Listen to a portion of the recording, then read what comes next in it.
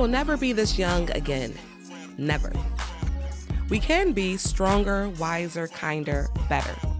Yeah, we're getting better. Too Old is for everyone who thinks they're too old to start over. Everyone who has gripped their balls and done it anyway. Everyone who takes risk. Everyone who was scared. Everyone living their best lives. And everyone who is tired of letting life pass them by. Too Old is for you.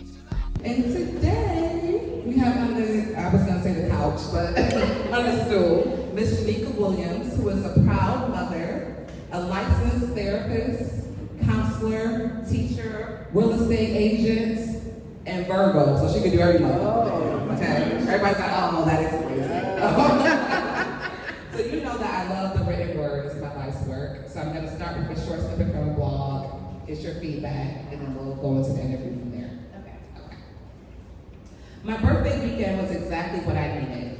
I spent it with folks who know and love me still. I spent it on stage, well rehearsed and surrendered to God's will. I spent it laughing and eating well. How old did I turn, you ask? A lady never tells. I heard community and surrender. And do you have any experience with those things?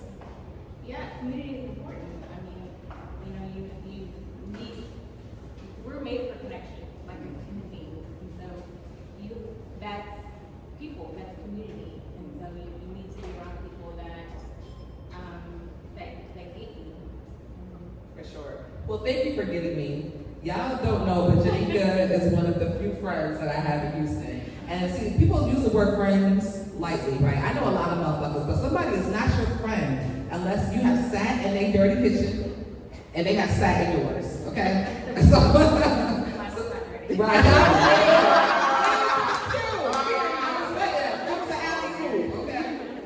Your shit definitely is. Okay.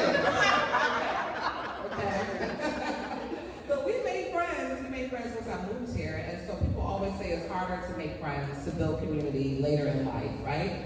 So what has been your secret to doing that? Being open-minded to new opportunities and allowing, surrendering to those new opportunities. I forced her to be my friend, y'all, and she surrendered. And here we are. So when you say new opportunities, one of the things that always impresses me so much about you too is that you had these career pivots, right? Because we met, we were teaching, we were both English teachers, and then you went on to become a counselor in the high school. Then you went on to become a licensed therapist outside of the schools. Right. And then you did real estate too. Yeah. Yeah. How? Houseway. How do I do all those things? Yes. Just kind of like a natural progression for me.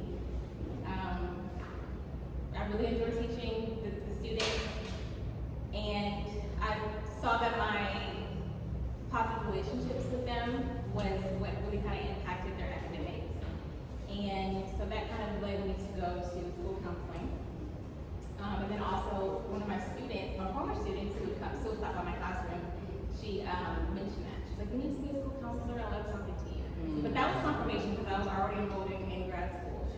And then, so went into school counseling, but then once the pandemic hit, mental health needs escalated, and my role in the public school didn't meet those needs. And so we were doing a lot of referrals for help.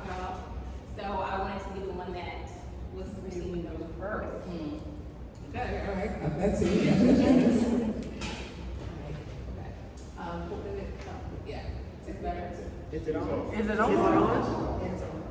Oh, it was decorative. Look at that. Look at the community. Thank you, everyone, again. Let us know. So then once you went from, because as a school counselor, unless you're referring out, you are kind of being a therapist to a certain degree, but you're combining the academics of it too. Yeah? No? Okay. Not at all. It was everything else. But that's how we referred out. Okay. And then once you made that jump to being a therapist, what was that transition like? It was different because now I work with all age groups and not just the kids. But it's been fun. It's been fun. so when I first went into the clinical setting, right, I had more flexibility. And so I felt like I wasn't as productive as I was, because it wasn't like wake up and have a 9-hour, 8-hour school day. So I was like, well, what am I doing? I'm not being productive. But then I realized my productivity wasn't looking the same way. I was being productive, it just wasn't what I was used to. So you mentioned that during the pandemic, mental health needs went up, right? And when we're talking about Black people, it seems like therapy is no longer taboo. Would you say that's true? It depends on, I guess, who you're talking to, and what their mindset is. Older generations still probably think that therapy is, they don't need it, or it's not worth it. What would you say to anybody who is hesitant to either get therapy or just feels like the whole thing is unnecessary? Try it. Open yourself up to those opportunities. It's not just for people who feel like something is wrong. It could be, afraid if you just need direction, or kind of questioning your identity, or self-awareness. You're not used to, or you're questioning where you are, where you're going. It doesn't have to just be if you're having like a mental health crisis. Yeah. I always say that having a therapist is like having a personal trainer for your emotions. Right. Like you can work out when you're home, but you're gonna do more if a trainer is there with you. Sure. Yeah. So with 2 Old, right? And like I said, I started this podcast when I was 38 because I was feeling like I was too old for certain things. What exactly happens to people during midlife? So, and you're putting on midlife crisis? I mean, does it have to be a crisis? Is it? No, Yeah. it doesn't have to be a crisis. I think in midlife, people sometimes there's a shift, and in that shift, I kind of envision it as like a shedding, of a snake shedding its skin. And so transitioning into the next phase, or becoming, right? Because you've lived, you've experienced, and you've learned, and so now we're kind of stepping into applying those things and becoming your next self. And so becoming is a shift. Right. So do you mind if I ask how young are you? I'm 40. Okay. And what has your midlife shift been like? Well, now into nesting. Right. Yeah. Okay. Come on, give me some.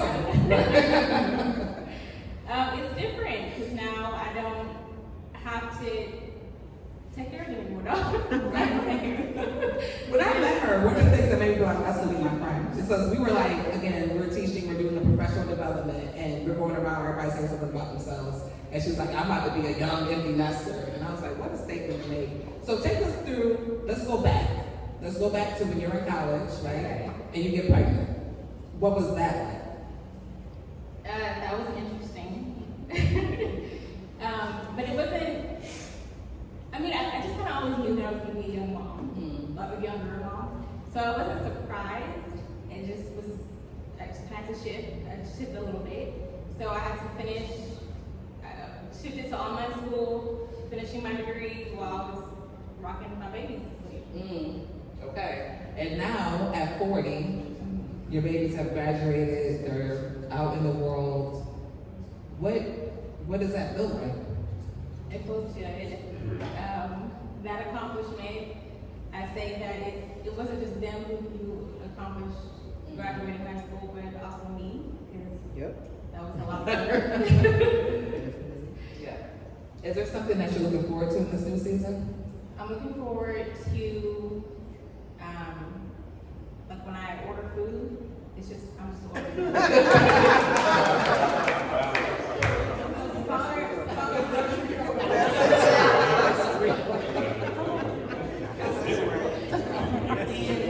For anybody who is having a hard time with midlife, who's having a midlife crisis, is there any advice that you would give? I would say try therapy. Right. Check in with yourself. Open yourself up to opportunities. Don't be afraid of joy. Find what that looks like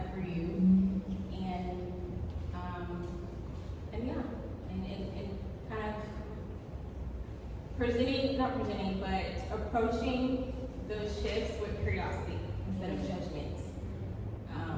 Because yeah, I mean, change is a process. Like we all go through it.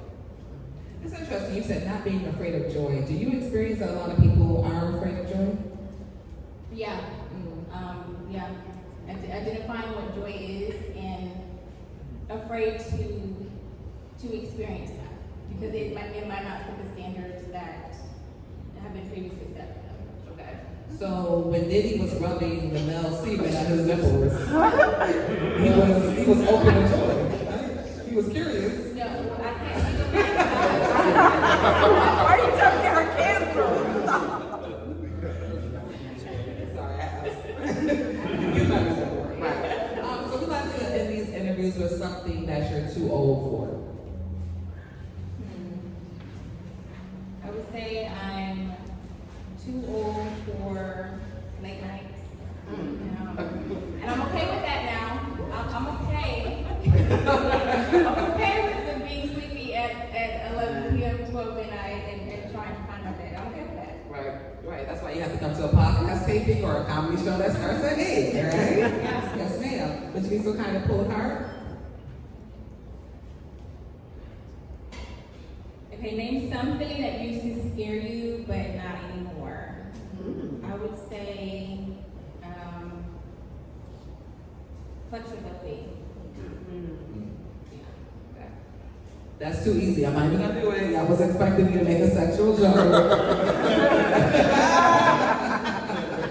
Gotta leave that one alone. Jenika, you are an incredible friend, incredible woman. I'm so excited for the season of your life, and thank you for being here.